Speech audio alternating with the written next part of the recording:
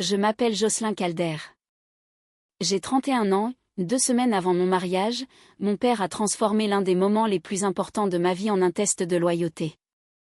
J'étais en train de revoir le programme de la cérémonie quand il m'a appelé pour me demander si j'avais changé quelque chose.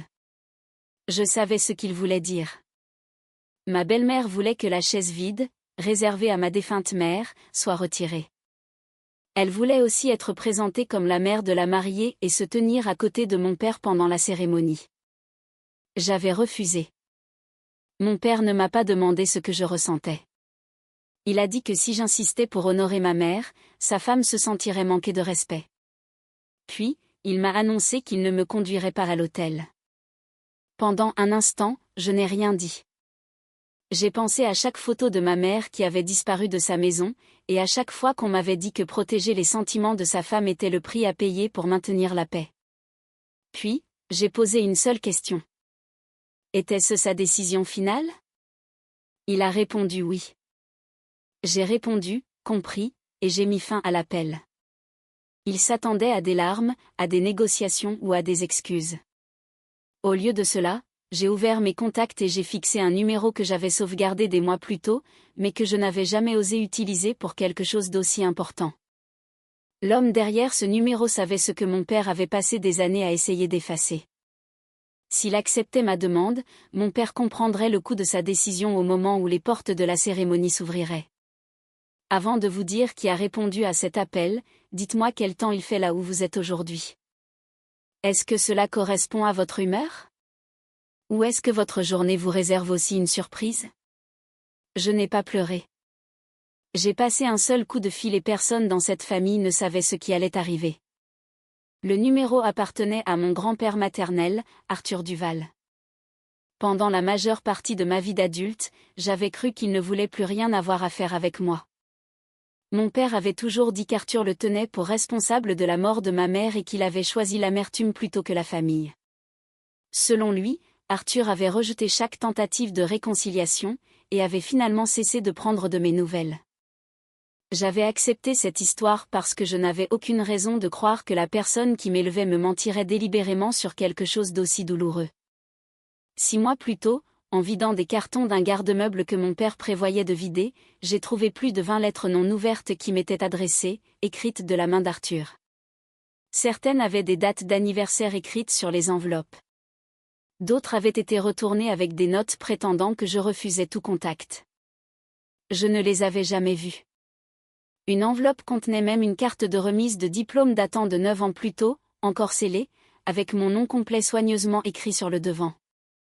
Cette découverte a mené à quelques appels téléphoniques secrets et à un déjeuner prudent. Mais je n'avais dit ni à mon père, ni à ma belle-mère, qu'Arthur et moi nous parlions à nouveau. J'essayais encore de comprendre à quel point mon enfance avait été modifiée pour moi. Quand il a répondu à mon appel, je lui ai raconté exactement ce qui s'était passé. J'ai répété les paroles de mon père sans les adoucir et j'ai expliqué les exigences concernant la chaise commémorative de ma mère. Arthur est resté silencieux jusqu'à ce que j'ai fini. Puis, il m'a demandé si je voulais qu'il me conduise à l'autel parce que je l'aimais, ou parce que je voulais punir mon père. La question m'a arrêté. Une partie de moi avait imaginé l'expression sur le visage de mon père, et je ne pouvais pas prétendre le contraire. Pourtant, j'ai dit à Arthur que je n'avais pas besoin d'une arme. J'avais besoin de quelqu'un qui serait fier de se tenir à mes côtés sans me demander d'effacer ma mère d'abord. J'ai dit que je voulais que la personne à mes côtés comprenne que cette marche n'était pas une question de possession ou d'apparence.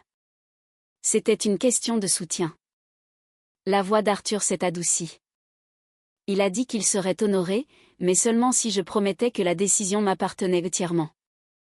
J'ai promis. Ce soir-là, j'ai tout raconté à mon fiancé, Miles Conqued. Miles avait 33 ans et travaillait comme kinésithérapeute pédiatrique. Il était patient avec les enfants effrayés et extrêmement intransigeant envers les adultes qui blessaient les gens intentionnellement. Il a voulu appeler mon père immédiatement et lui demander comment un parent pouvait transformer le mariage de sa fille en un test de loyauté. Je lui ai demandé de ne pas le faire.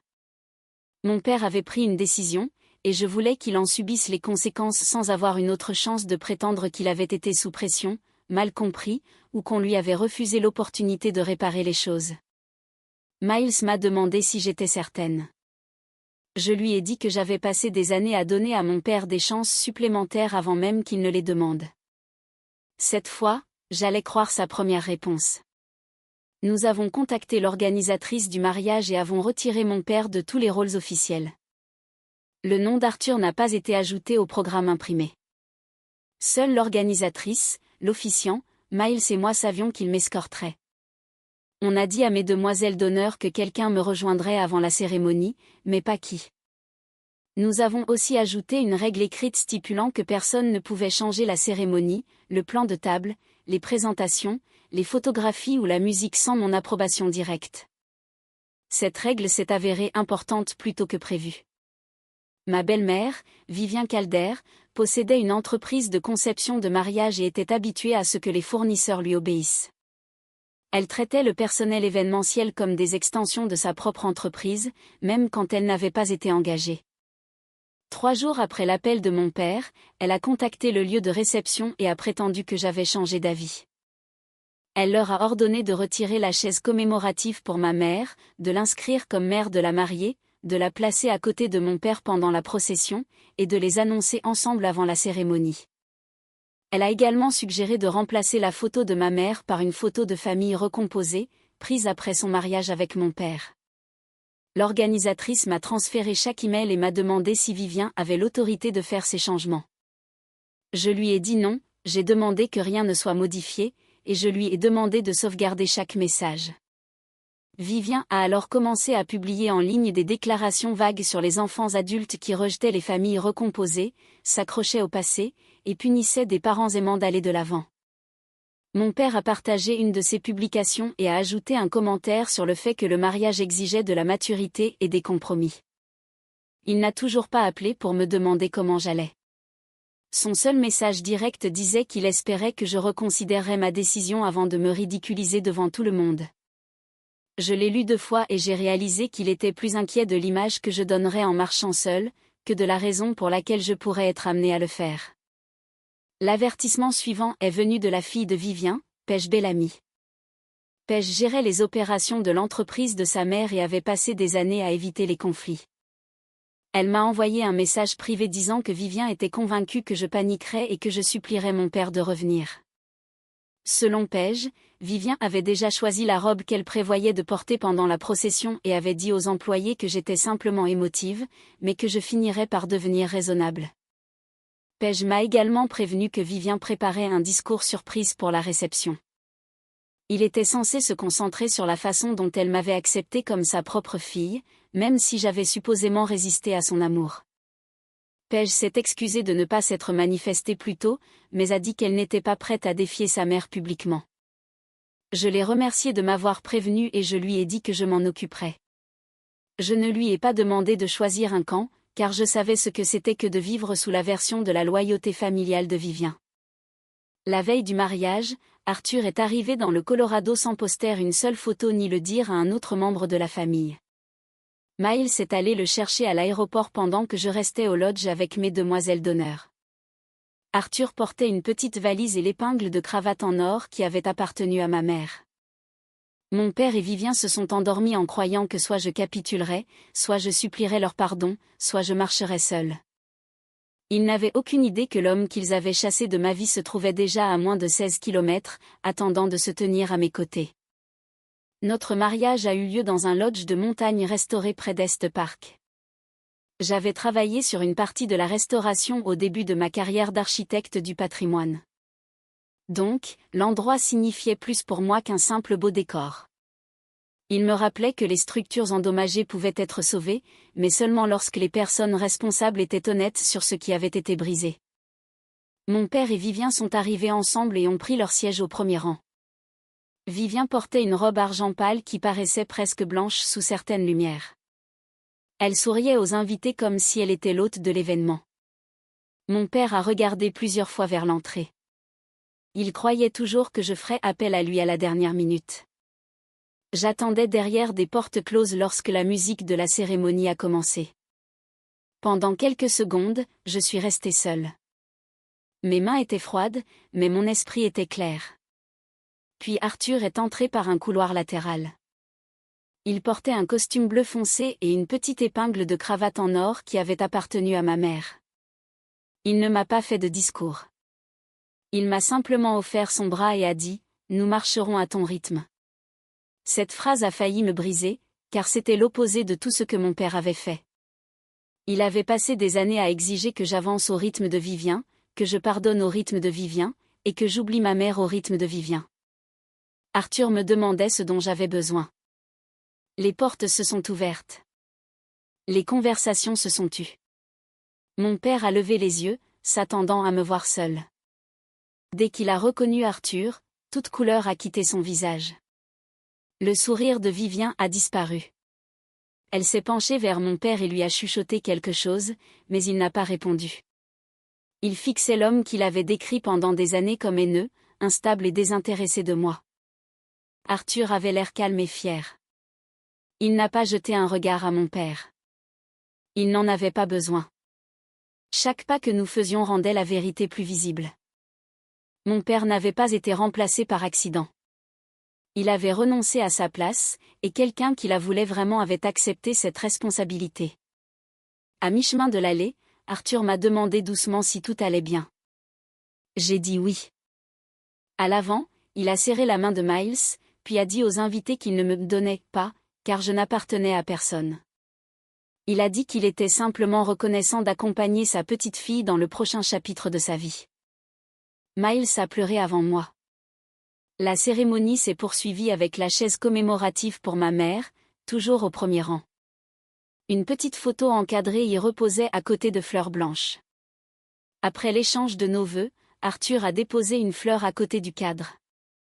Mon père l'a regardé faire.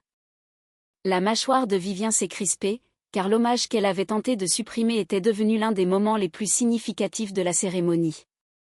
Après que Miles et moi avons été déclarés mari et femme, les invités se sont levés et ont applaudi. J'ai regardé mon père pour la première fois. Son expression n'était pas seulement en colère, elle était effrayée. Arthur connaissait l'existence des lettres, et mon père comprenait que l'histoire qu'il avait contrôlée pendant des années pouvait maintenant s'effondrer. Pendant les photos de famille, mon père s'est approché du groupe et a demandé quand nous prenions les photos père-fille.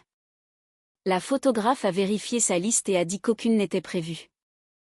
Il m'a regardé comme si je l'avais humilié. Je lui ai rappelé doucement qu'il s'était retiré de ce rôle. Il a dit qu'il avait seulement essayé de protéger son mariage. J'ai répondu que protéger un mariage ne nécessitait pas d'abandonner une fille.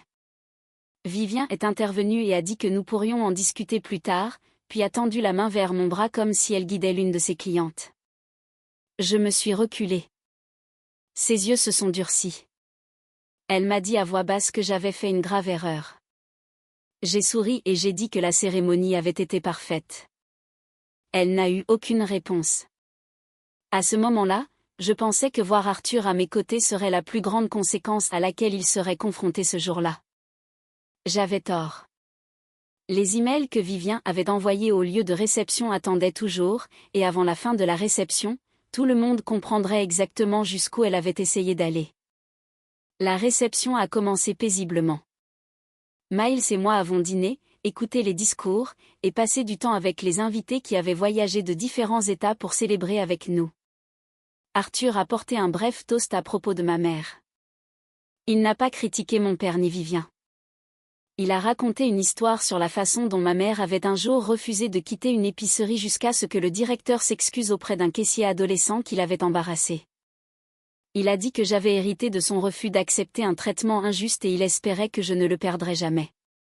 Les applaudissements ont été chaleureux et immédiats. De l'autre côté de la salle, mon père fixait son assiette. Vivien m'a approché avant la fin des discours prévus. Elle a demandé à parler en privé, mais elle l'a fait assez fort pour que plusieurs personnes à proximité se tournent pour écouter. Elle a dit que j'avais utilisé Arthur pour faire honte à mon père et que je l'avais délibérément exclu après tout ce qu'elle avait fait pour la famille. Je lui ai répondu qu'essayer de retirer la chaise commémorative de ma mère n'était pas quelque chose qu'elle avait fait pour moi. Elle a nié avoir contacté le lieu de réception. Mon père nous a rejoints et a dit que je créais un drame à mon propre mariage. Son ton était le même que celui qu'il utilisait quand j'étais adolescente, comme si l'autorité seule lui donnait raison. Il a exigé que je m'excuse auprès de Vivien, que nous prenions une photo de famille officielle, et qu'elle puisse faire un discours en tant que mère de la mariée. Il a dit que c'était ma dernière chance de réparer les dégâts que j'avais causés.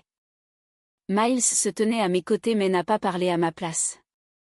Sa mère, Denise, s'est rapprochée, et son frère aîné, Nolan, s'est positionné près de l'allée entre nous et la piste de danse. Ils n'étaient pas agressifs. Ils ont simplement fait comprendre que je n'étais pas seule. J'ai dit à mon père qu'on ne lui avait rien volé. Il avait choisi de transformer le fait de conduire sa fille à l'hôtel en un outil de négociation, et j'avais accepté sa décision. Vivien m'a traité d'ingrate. Elle a dit qu'elle avait seulement voulu une place dans ma vie. Je lui ai demandé si c'était pour ça qu'elle avait essayé d'effacer la place de ma mère de la cérémonie. Elle a nié à nouveau. C'est à ce moment-là que notre organisatrice s'est approchée. Elle avait vu la confrontation de l'autre côté de la salle et a apporté un dossier contenant des copies imprimées des emails de Vivien. Je les ai tendus à mon père. Le premier message ordonnait au lieu de réception de retirer la chaise commémorative. Le second exigeait que Vivien soit présentée comme la mère de la mariée. Le troisième disait « Jocelyne n'a pas besoin d'être consultée car elle est émotive et finira par comprendre ce qui est le mieux. » Mon père a lu les pages lentement. Pendant une seconde, j'ai cru qu'il allait enfin me défendre. Au lieu de cela, il a levé les yeux et a dit « Vivien essayait seulement de maintenir la famille unie. » Cette réponse a fait plus mal que l'appel téléphonique initial, car il avait maintenant la preuve entre les mains. Il ne pouvait plus prétendre à la confusion. Il la choisissait à nouveau, en pleine connaissance de cause. Avant que je puisse répondre, Paige s'est avancée.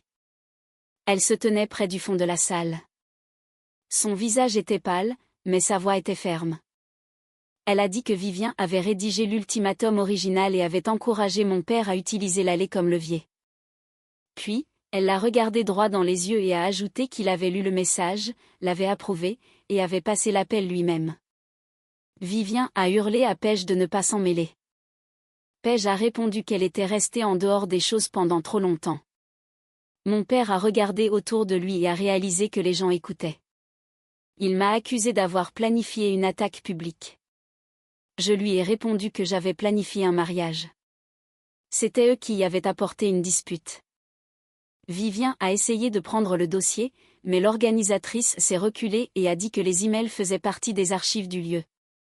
Mon père les lui a rendus et a ordonné à Vivien de partir avec lui. Paige a refusé de partir. Vivien a regardé sa fille comme si la désobéissance était une trahison, puis s'est dirigé vers la sortie. Mon père a suivi, mais avant de partir, il s'est retourné et m'a dit que je regretterais d'avoir humilié ma famille. J'ai dit, je suis avec ma famille. Il a regardé Arthur, Miles, Denise, Nolan et Paige, et son visage s'est crispé. Après leur départ, l'atmosphère a changé presque immédiatement. Les gens riaient plus librement. Le DJ a annoncé une danse spéciale.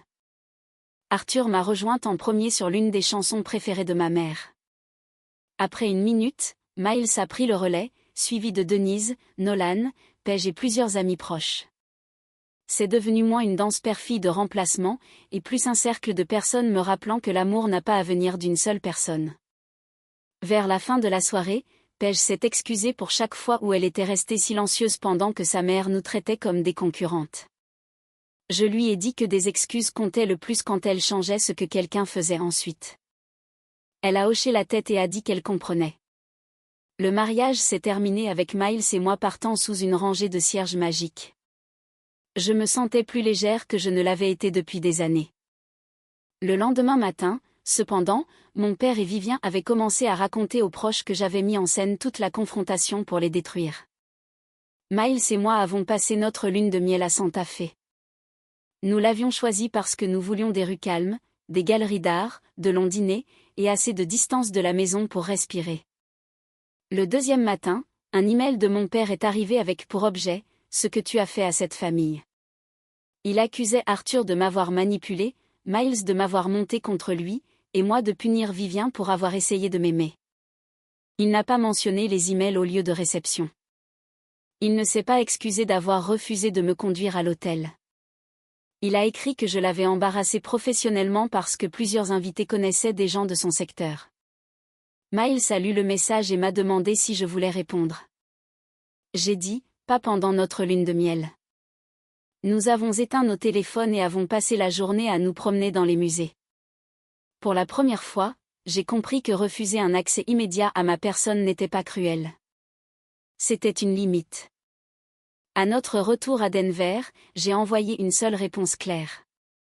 J'ai écrit qu'il n'y aurait pas de visite impromptue, pas de messages transmis par des proches, pas de contact avec mes collègues ou clients, et pas de publication publique sur ma vie privée.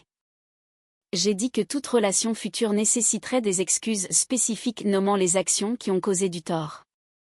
Mon père a répondu que les familles ne devraient pas avoir besoin de contrat. J'ai répliqué que les familles respectueuses n'avaient généralement pas besoin de limites écrites, parce qu'elles écoutaient la première fois. Vivien a ensuite posté une photo de mariage recadré qui enlevait Arthur et prétendait que j'avais exclu mon père sans avertissement. Elle l'a partagé dans le groupe de discussion de la famille élargie avec un long message sur l'aliénation parentale. Paige a répondu en téléchargeant des captures d'écran des emails que Vivien avait envoyés au lieu de réception. La conversation a rapidement changé. Plusieurs proches ont demandé pourquoi Vivien avait essayé de retirer le mémorial de ma mère. Une tante a demandé pourquoi mon père avait refusé de me conduire à l'hôtel pour un titre sur un programme. Vivien a quitté le groupe. Mon père a appelé Arthur et l'a accusé de monter la famille contre eux. Arthur n'a pas discuté. Il a suggéré une unique session avec un médiateur familial neutre. J'ai accepté parce que je voulais savoir si mon père était capable de rendre des comptes quand il ne pouvait pas contrôler la situation. La réunion a eu lieu 3 semaines plus tard. Mon père et Vivien sont arrivés ensemble. Vivien a commencé en disant que tout le monde avait fait des erreurs. Je lui ai demandé de nommer les siennes. Elle a dit qu'elle était désolée que j'ai mal compris ses intentions. Le médiateur a expliqué que des excuses pour l'interprétation d'une autre personne n'étaient pas des excuses pour une action. Mon père s'est irrité et a dit que nous nous concentrions sur le langage au lieu de la guérison. Arthur a alors posé un dossier sur la table. À l'intérieur se trouvaient des copies des lettres qu'il m'avait envoyées au fil des ans, y compris les enveloppes retournées avec des notes disant que je ne voulais aucune relation avec lui. Je n'avais jamais écrit ces notes. Mon père a dit que Vivien s'occupait du courrier de la maison. Vivien a dit que mon père lui avait dit qu'Arthur était dangereux et indésirable. Ils ont commencé à se rejeter la faute. Le médiateur a demandé qui avait pris la décision de me cacher les lettres. Aucun n'a répondu directement. J'ai réalisé qu'ils n'étaient pas venus pour réparer quoi que ce soit.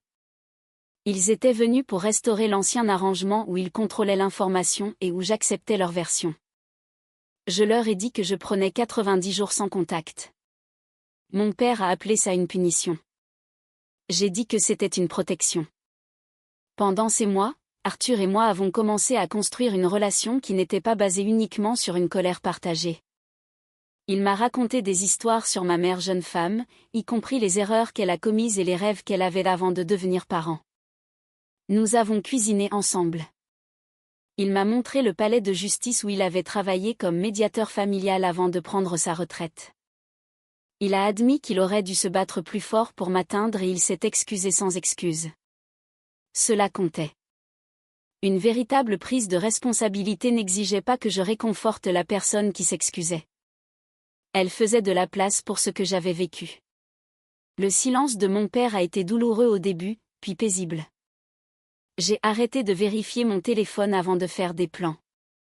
J'ai arrêté de me demander si chaque célébration deviendrait une dispute à propos de Vivien. Vers la fin des 90 jours, j'ai fait un test de grossesse pendant que Miles attendait devant la salle de bain. 2 lignes sont apparues presque immédiatement. Nous avons ri, pleuré, et nous nous sommes serrés dans les bras sur le sol. Pendant plusieurs heures, la nouvelle n'appartenait qu'à nous. Puis j'ai pensé à mon père et j'ai compris que ce bébé mettrait à l'épreuve chaque limite que j'avais créée. Miles et moi n'avons parlé de la grossesse qu'à un petit cercle de personnes. Denise a pleuré et a immédiatement demandé quel genre de soutien je voulais, au lieu de présumer du rôle qu'elle aurait. Arthur m'a serré dans ses bras et a dit que ma mère aurait été fière. Paige a promis de garder la nouvelle secrète. D'une manière ou d'une autre, mon père l'a appris par un parent avant que nous ne fassions d'annonce publique. En quelques heures, Vivien a posté une photo de Miles et moi sur son compte professionnel avec la légende « Notre famille s'agrandit, et nous avons hâte de devenir grands-parents ». Elle ne m'avait pas parlé depuis la médiation. Elle n'a pas demandé la permission de partager ma grossesse. La publication donnait l'impression que nous nous étions réconciliés. Je l'ai contactée par écrit et j'ai exigé qu'elle la retire. Elle a répondu qu'un petit enfant appartenait à toute la famille et que je ne pouvais pas contrôler la joie des autres. Je lui ai dit que je pouvais contrôler l'utilisation de ma photo et de mes informations médicales. Après que Miles et moi avons envoyé un avis formel, la publication a disparu, mais Vivien l'a remplacée par un autre message vague sur les femmes qui utilisaient les bébés comme des armes. Mon père a appelé et a dit que je surréagissais. Je lui ai demandé s'il avait lu la publication originale avant qu'elle ne la publie. Il a admis que oui. Une fois de plus, il avait participé, puis avait essayé de se présenter comme un observateur impuissant. Je lui ai dit qu'être grand-père n'était pas un droit automatique. C'était une relation construite sur le respect des parents. Il a dit que je privais un enfant innocent d'une famille. J'ai dit que je protégeais mon enfant d'adultes qui croyaient que l'amour leur donnait un droit de propriété. Au cours des semaines suivantes, différents parents m'ont contacté avec des messages presque identiques. Ils disaient que mon père était dévasté, que Vivien pleurait, et qu'un bébé devrait rassembler les gens. J'ai posé à chaque personne une question. Est-ce que l'un d'eux avait admis ce qu'il avait fait au mariage? Personne ne pouvait dire oui. La plupart ont cessé de me faire pression après ça. Paige a ensuite découvert quelque chose de pire. Vivien avait demandé aux employés de son entreprise de trouver notre liste de naissance, notre date d'accouchement, notre hôpital, et le lieu de notre baby shower. Elle a décrit cela comme la planification d'une réconciliation surprise. Paige a refusé d'aider. Vivien lui a dit que la loyauté envers la famille devait passer avant les opinions personnelles. Paige a démissionné le lendemain. Elle avait géré la plupart des relations avec les fournisseurs, les plannings et les communications avec les clients de l'entreprise. 2 employés sont partis avec elle après avoir appris que Vivien s'était fait passer pour moi en contactant le lieu de mon mariage. Plusieurs fournisseurs ont discrètement cessé de référer des clients à l'entreprise. L'entreprise ne s'est pas effondrée du jour au lendemain, mais les contrats ont ralenti. Les avis en ligne mentionnaient des violations de limites, et Vivien a perdu l'image de professionnalisme sans faille qu'elle appréciait plus que presque tout. Mon père a découvert que la situation allait au-delà d'un simple mariage. En examinant d'anciens comptes et messages, il a trouvé la preuve que Vivien avait supprimé des SMS que je lui avais envoyés, retourné les lettres d'Arthur, et utilisé son compte de messagerie pour répondre à des proches en son nom. Il m'a appelé tard un soir et m'a dit qu'il avait été manipulé, lui aussi. Je lui ai dit que je croyais que Vivien avait contrôlé l'information, mais qu'elle ne l'avait pas forcé à m'appeler. Elle ne l'avait pas forcé à la défendre après avoir lu les emails du lieu de réception. Elle ne l'avait pas forcé à approuver l'annonce de la grossesse. Il m'a demandé si j'avais de la compassion pour ce qu'il vivait. J'ai dit que oui, mais que la compassion n'effaçait pas la responsabilité. Il a alors demandé à assister à la baby shower. Je lui ai dit qu'il pouvait commencer par présenter de vraies excuses. Il a dit qu'il était désolé que les choses soient devenues si laides. Je lui ai demandé ce qu'il avait fait de mal. Il a répondu que tout le monde avait mal géré la situation. J'ai refusé sa demande. Denise, Paige et Arthur ont organisé la baby shower dans la salle commune d'une bibliothèque restaurée. Paige m'a offert un album fait main contenant des copies des lettres qu'Arthur avait écrites, des photos de ma mère, et des pages blanches pour l'avenir de notre fils. Elle a dit que les enfants méritaient toute la vérité sur leurs origines, pas une histoire modifiée pour protéger les adultes. Mon père et Vivien n'étaient pas invités. Ils ont passé ce week-end à se disputer sur les dommages causés à l'entreprise de Vivien et les messages qu'elle avait cachés. Leur mariage a commencé à se fissurer parce que mon père subissait enfin le même contrôle qu'il avait ignoré quand il me ciblait. À l'approche de ma date d'accouchement, Miles et moi avons donné à l'hôpital une liste écrite des visiteurs autorisés. Mon père et Vivien n'y figuraient pas. Paige m'a prévenu que Vivien croyait qu'aucun hôpital n'empêcherait une grand-mère de voir son petit enfant. J'ai prévenu la sécurité de l'hôpital à l'avance. J'espérais que l'avertissement serait inutile. Le matin de la naissance de notre fils, j'ai appris que Vivien n'avait jamais respecté une porte fermée. Elle ne faisait que chercher une autre entrée. Notre fils, Elliot Conqued, est né un mardi matin froid après 14 heures de travail. Miles est resté à mes côtés à chaque contraction. Il ne m'a jamais dit de me calmer ou d'être forte. Il m'a rappelé que j'étais en sécurité, que je pouvais changer d'avis sur n'importe quoi, et que l'équipe médicale m'écoutait. Quand Elliot a été posé sur ma poitrine, le reste de la pièce a disparu. Il était petit, bruyant et parfait. Pendant la première heure, seuls Miles et moi l'avons tenu. Plus tard, les visiteurs autorisés sont arrivés en petits groupes. Denise est venue la première et a pleuré avant même d'atteindre le lit. Elle a demandé la permission avant de prendre Elliot. Nolan a apporté du café pour tout le monde et un minuscule casque de pompier qui ne lui irait pas avant au moins 1 an. Arthur se tenait près de la fenêtre, tenant son arrière-petit-fils à 2 mains. Il a dit à Elliot que sa grand-mère avait été courageuse, têtue et impossible à intimider, tout comme sa mère. Paige est arrivée avec l'album qu'elle avait fait et un renard en peluche. La pièce était paisible, car chaque personne présente comprenait que rendre visite à un nouveau-né était un privilège, pas une performance. Cette paix a été interrompue lorsqu'une infirmière est entrée et a demandé à Miles de sortir dans le couloir. Mon père et Vivien étaient dans le hall. Ils avaient apporté des fleurs, un cadeau coûteux, et un photographe qui travaillait parfois pour l'entreprise de Vivien. Vivien a dit à la sécurité que nous avions prévu une réconciliation familiale privée et que le photographe était là pour immortaliser la première rencontre entre les grands-parents et leur petit-fils. Elle avait déjà rédigé une publication pour les réseaux sociaux. Mon père a demandé à parler à Miles seul.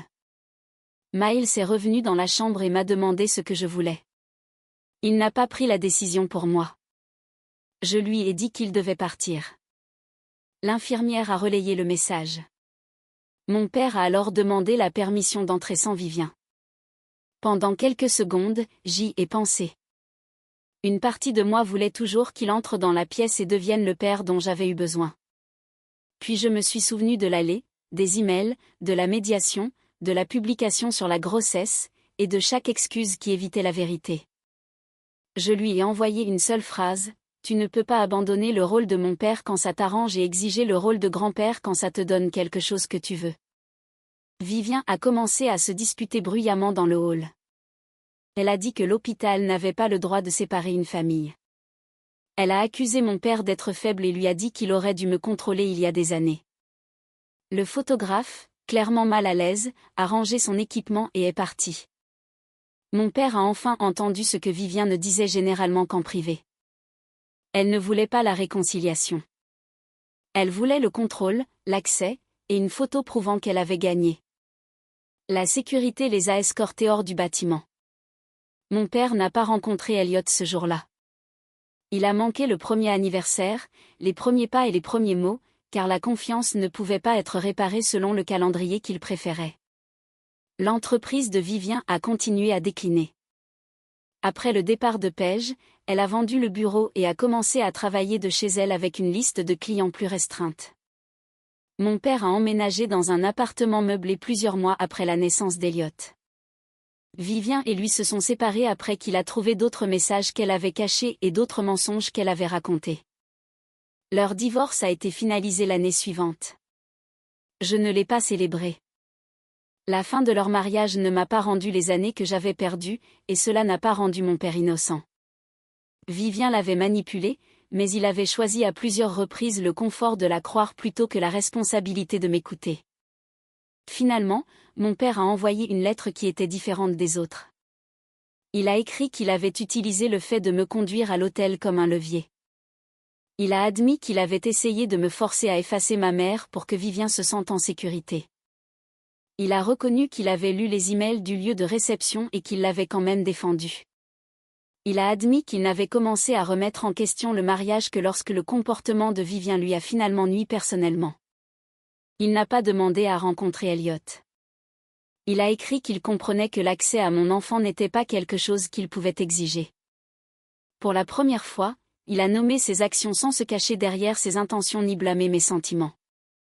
Je lui ai répondu par écrit que j'appréciais l'honnêteté, mais que des excuses étaient le début de la prise de responsabilité, pas la fin des conséquences. Pendant longtemps, notre contact est resté limité à des lettres. La possibilité de reconstruire plus que cela dépendait d'un changement constant, pas d'un seul message émouvant. Arthur n'a jamais essayé de remplacer mon père. C'est ce qui a rendu sa présence si significative. Il s'est simplement présenté sans me demander de renier qui que ce soit d'autre. Paige est devenue une tante aimante pour Elliot et a bâti une nouvelle carrière en gérant les opérations d'un centre artistique à but non lucratif. Denise m'a appris que le soutien pouvait être offert sans prendre le contrôle. Miles m'a montré qu'un partenaire pouvait me protéger tout en respectant ma voix. J'ai appris que les limites ne sont pas une vengeance. Ce sont des instructions sur la manière dont quelqu'un peut rester dans votre vie sans continuer à vous faire du mal.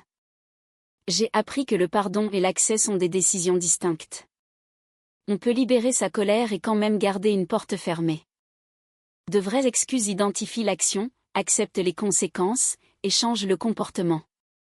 Les enfants ne devraient jamais être utilisés comme des ponts pour traverser des relations que les adultes refusent de réparer honnêtement.